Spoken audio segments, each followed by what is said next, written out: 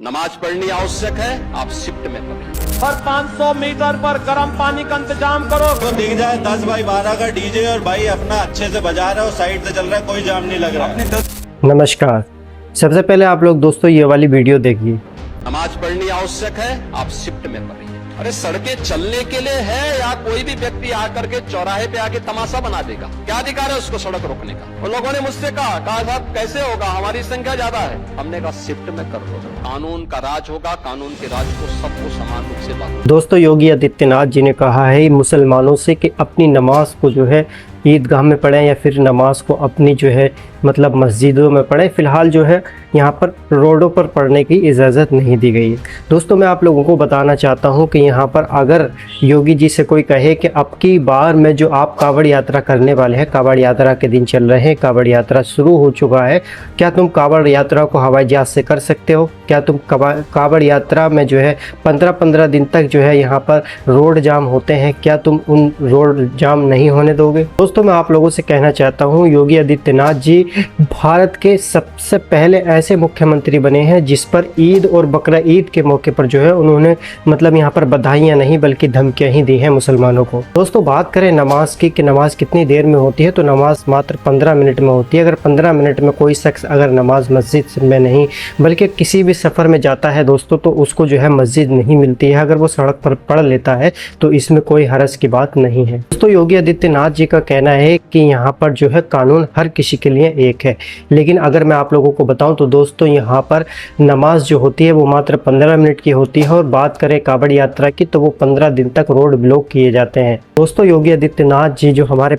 मुख्यमंत्री हैं उत्तर प्रदेश के, वो दोस्तों यहाँ पर धर्म और यहाँ पर राजनीति को एक साथ जोड़ते हुए दिखाई दे रहे हैं। दोस्तों आप लोगों को पता है कि जो भी हमारे हिंदू भाई हैं, मुस्लिम भाई हैं, वो जैसे कावड़ यात्रा को शिफ्ट में या फिर अलग जगह पर नहीं कर सकते, तो ऐसे ही हमारे जो मुस्लिम भाई हैं वो भी एक जगह पर नमाज नहीं पढ़ सकते, वो भी रोड पर नमाज पढ़ सकते हैं। दोस्तों उत्तर प्रदेश में 25 करोड़ की आबादी है, उसमें यहाँ पर जो है योगी आदित्यनाथ हमारे जो मुख्यमंत्री जी हैं वो यहाँ पर धर्म और राजनीति को एक जगह जोड़ने की बात कर रहे हैं, लेकिन यहाँ पर उन्हें ये नहीं पता है कि जो मुसलमान जो हिंदू है वो अभी भी अपने जो है अभी भी राजनीति नहीं करेगा, वो एक जगह रहने की बात करेगा। दोस्तों मैं आप लोगों को एक दूसरी वीडियो दिखाना चाहता हूँ, यहाँ पर आप लोग दूसरी वीडियो देखिए। हर 500 मीटर पर गर्म पानी का इंतजाम करो, कावड़ यात्रियों के पैर धोने के लिए और लंगर लगाओ, जगह जगह उनके लिए भोजन के लिए व्यवस्था करो और मेरा सरकारी हेलीकॉप्टर भी लेके जाओ। सरकारी हेलीकॉप्टर से कावड़ यात्रियों के ऊपर पुष्प वर्षा करो और अगर किसी दंगाई ने कहीं कोई कुत्सित प्रयास किया तो उसका जवाब भी उसी हेलीकॉप्टर से।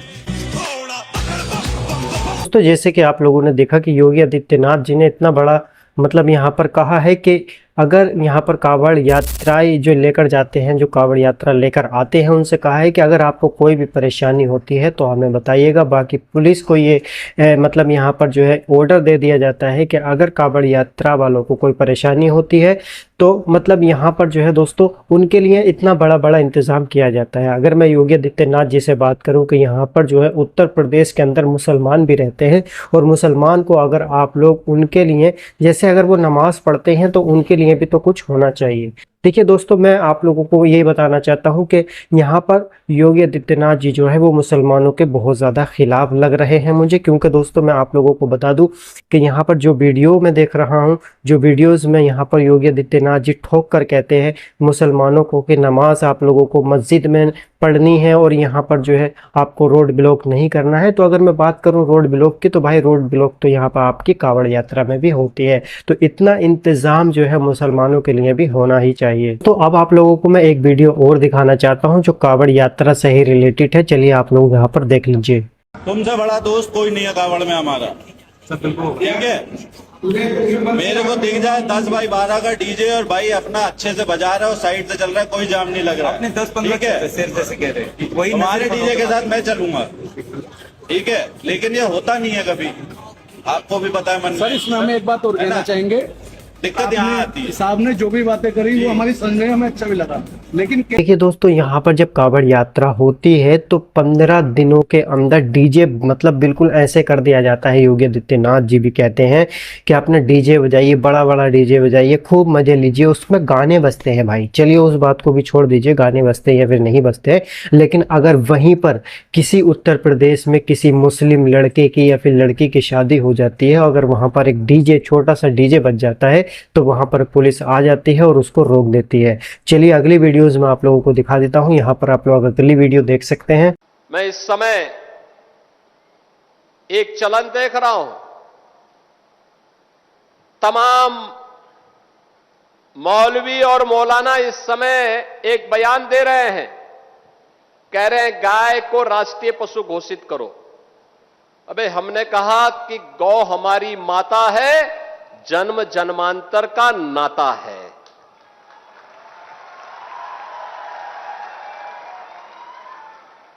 क्या मां और पुत्र के बीच में